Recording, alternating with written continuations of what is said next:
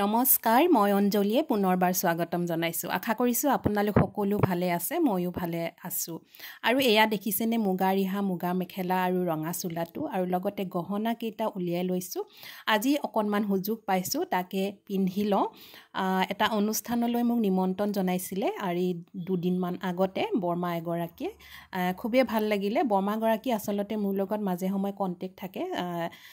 বৰমা চাগে কিবা কাৰণত মোক মন গ'ল অনুষ্ঠানটোলৈ মাতিবলৈ, অকণমান এনজয় কৰিবলৈ আহিবা বুলি ক'লে আৰু মই বৰমাগৰাকী নিমন্ত্ৰণ ৰক্ষা কৰি পিনে ওলালোঁ। যিহেতু জ্যেষ্ঠ লোকে নিমন্ত্ৰণ দিছে, মইনো কিয় নিমন্ত্ৰণটো ৰক্ষা নকৰিম। সেইকাৰণে এই সুযোগতে মই মেখেলা চাদৰযোৰ পিন্ধি ল'লোঁ আৰু অনুষ্ঠানটোলৈ বুলি ওলালোঁ। আৰু লগতে মই আপোনালোককো এই অনুষ্ঠানটোলৈ লৈ যাম। তেনেহ'লে ব'লকচোন মোৰ লগতে ক'ৰ অনুষ্ঠান কিনো পাতিছিলে তাকে চাওঁগৈ। কাপোৰযোৰ পিন্ধাৰ বৰ হেঁপাহ আছিল। প্ৰতি বছৰে পিন্ধোঁ আৰু মই ফটো দুখন এখন মাৰোৱেই। এইবাৰ তাকে সুযোগ পোৱা নাছিলোঁ। এই সুযোগতে কাপোৰযোৰ পিন্ধিলোঁ আৰু ঘৰতো দুখনমান ফটো মাৰি ল'লোঁ। আৰু এয়া আহিছোঁ দেখিছে, মিলি জুলি ৰং হৈছেৰে বহাগৰ এদিন। স্থান নাহৰকটীয়া, গান্ধী বজাৰ নাট্য মন্দিৰত। 11 মে' সেইদিনা শনিবাৰ আছিল। আৰু এয়া পাতিছিল নাহৰকটীয়া মহিলা সমিতিৰ উদ্যোগত। বৰ ধুনীয়া অনুষ্ঠান, বৰ সুন্দৰ। এয়া আহি পায়ে অনুষ্ঠানটো আৰম্ভ হৈছে আৰু ব'লকচোন চাওঁ কিনো পাতিছে।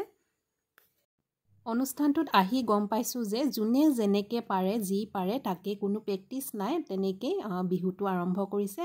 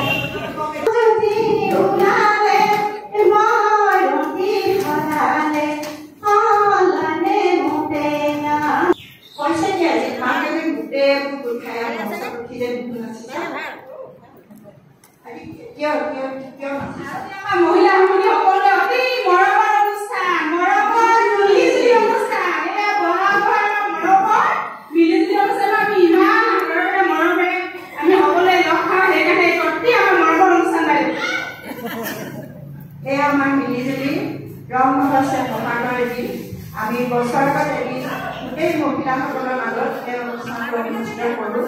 এদিনৰ বাবে হ'লেও আমি আমাৰ মনবিলাক সৰল চাৰিৰে মাজৰ পৰা ওলাই আহি আমাৰ মনটো যেনেধৰণে ফূৰ্তি কৰোঁ, সকলো ঘৰত যিবিলাক জঞ্জাল চব পাহৰি অলপ সময়ৰ কাৰণে হ'লেও আমি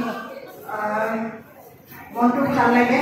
সেইকাৰণে আমি আমাৰ মহিলাসকলৰ মাজত যিসকলে এখন মঞ্চ নাপায়, আমাৰ বহুত প্ৰতিভা আছে মহিলাসকলৰ, কিন্তু তেখেতসকলে এখন মঞ্চ নাপায় বা পোৱাৰ বাবে।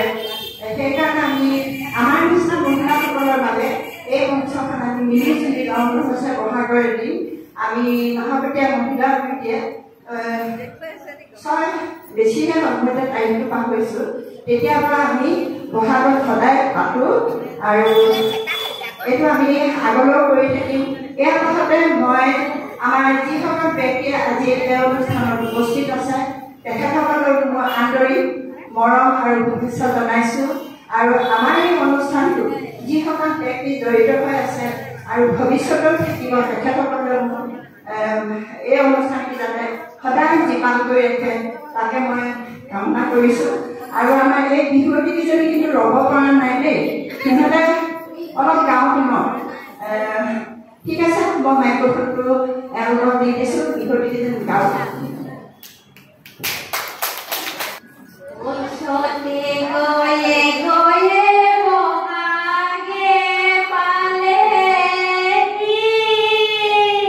Oi, pulile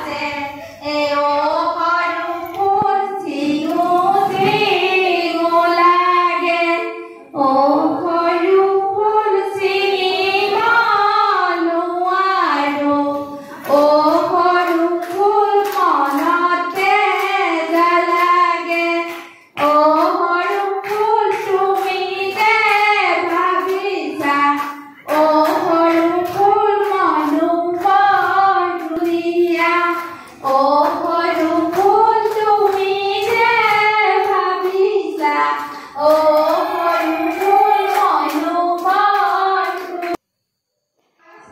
এয়া মহিলা সমিতিৰ সম্পাদিকা সভানেত্ৰী সকলোকে এই ধৰণে নচুৱাইছে আৰু এয়া হৈছে অনুৰাধা বৰ্মা আৰু এই বৰ্মাই মোক নিমন্ত্ৰণ জনাইছিলে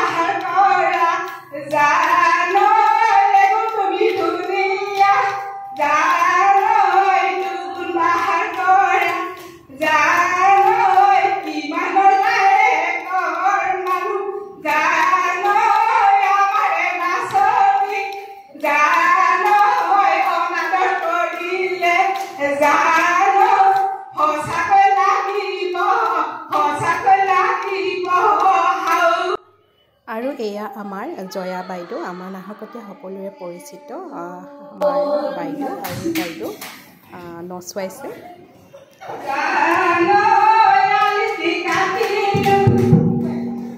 নমস্কাৰ মোক আচলতে ডাক্তৰে মোৰ কঁকালৰ জোৰ পৰা একো কামেই কৰিবলৈ দিয়া নাই সেইকাৰণে মই দুখিত মই যি পাৰোৰে হাত চলি বজাই অকণমান সহযোগ কৰি দিম বেয়া চাই নাপাবলৈ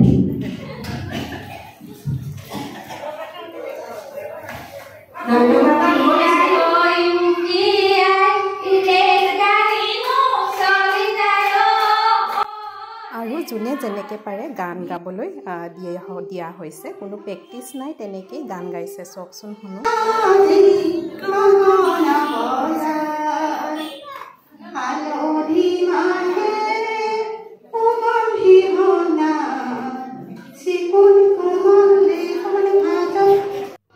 আৰু এই কণমানিগৰাকী বোলে ইউটিউবত চায়ে বোলে মোবাইল চায়ে শিকিছে চাওকচোন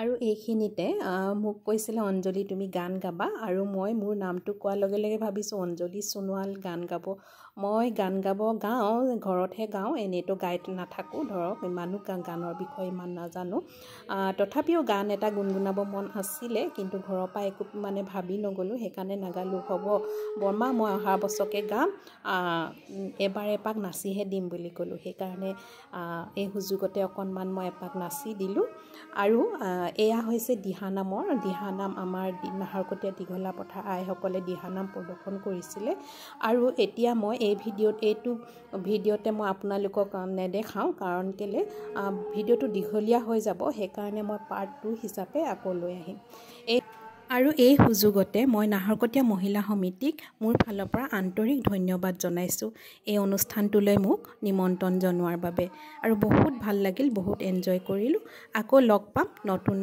এটা ভিডিঅ' লৈ তেনেহ'লে আজিলৈ আহিছোঁ বাই